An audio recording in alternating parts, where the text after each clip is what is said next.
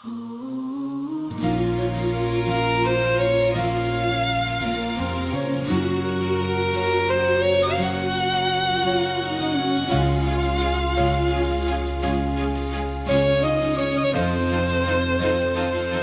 prática da procissão é um costume antigo, não só do judeu circunciso, como também do pagão, e consiste na reunião de pessoas que caminham em uma mesma direção e com o mesmo objetivo. No contexto religioso, a procissão, na maioria dos casos, conduz objetos sagrados ou imagens de determinado ponto para outro lugar, onde serão cultuados. Isaías 45 critica as procissões pagãs, porque cultuavam deuses que não são capazes de salvar. Eis o que diz o Senhor, quem o tinha anunciado desde longa data.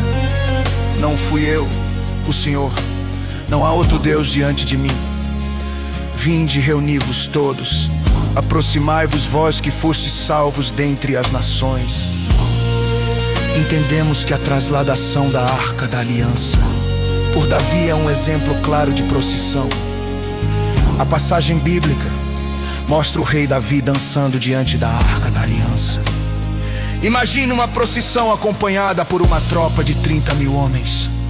Falamos de um pelotão de soldados, porque naqueles tempos mulher e criança não eram contados. Nem a Bíblia relata quantos, além dos súditos de Davi, acompanhavam um cortejo de transladação da Arca da Aliança. Reflexão: Davi reuniu de novo todo o escol de Israel, num total de 30.000 homens, e pôs a caminho com toda a sua gente, indo a Bala de Judá para trazer dali a Arca de Deus, sobre a qual é invocado o nome do Senhor. Toda a sua gente é mais do que os 30.000 súditos. Toda a sua gente é todo o povo de Israel.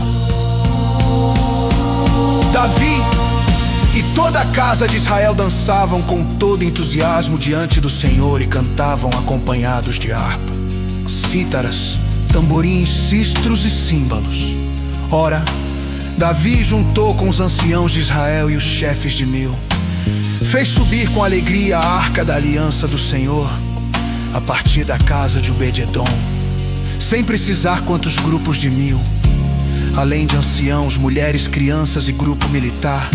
O texto deixa pistas que eram mais de 30.000 pessoas, porque não podemos repetir essas maravilhas em nossos tempos. Por que não acompanhar uma procissão? Deixar de fazê-lo porque esta ou aquela denominação religiosa diz que é idolatria.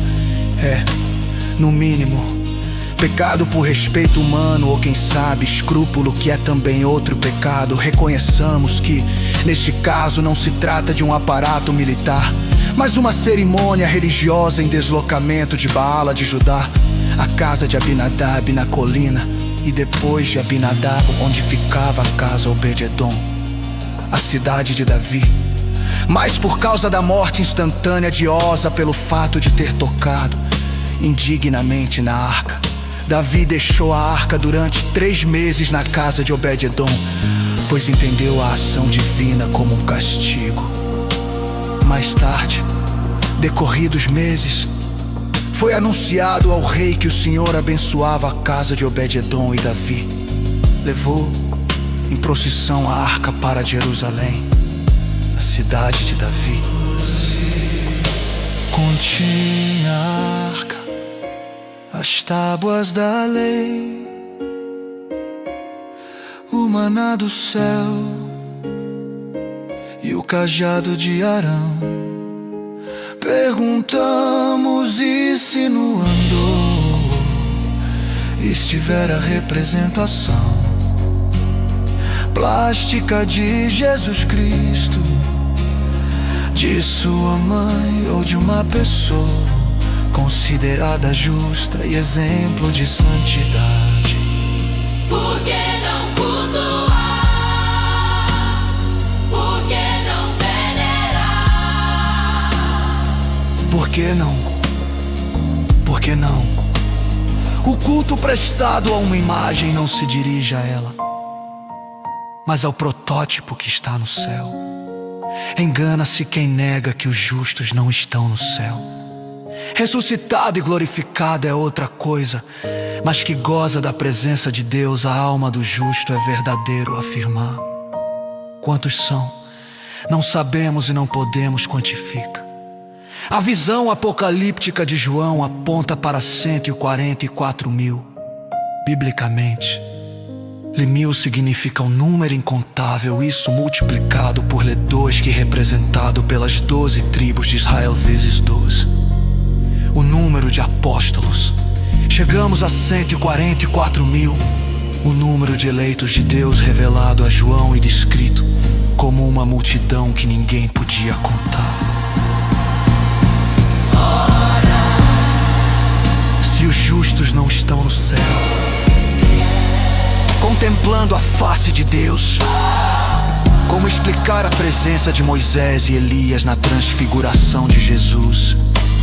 Estando ele no monte a orar, seu rosto transformou-se, suas vestes tornaram-se resplandecentes de brancura. Moisés e Elias apareceram envoltos em glória e falavam com ele da morte que havia de se cumprir em Jerusalém. Sabemos, pelos relatos bíblicos, que Elias foi arrebatado ao céu sem conhecer a corrupção, e que Moisés morreu no Monte Nebo, e ninguém jamais soube o lugar do seu sepulcro. Ora, se Deus elevou o profeta Elias ao céu, sem que o profeta conhecesse a corrupção, não faria o mesmo por aquela que o próprio Deus escolheu para ser a mãe de seu filho Jesus. Se nós, reles criaturas, tivéssemos o poder de ressuscitar os mortos como Jesus o tem, deixaríamos nossa mãe conhecer a putrefação, esperar por 2000 anos ou mais anos, até que seu filho voltasse para resgatar os justos. Que faria tu se tivesses o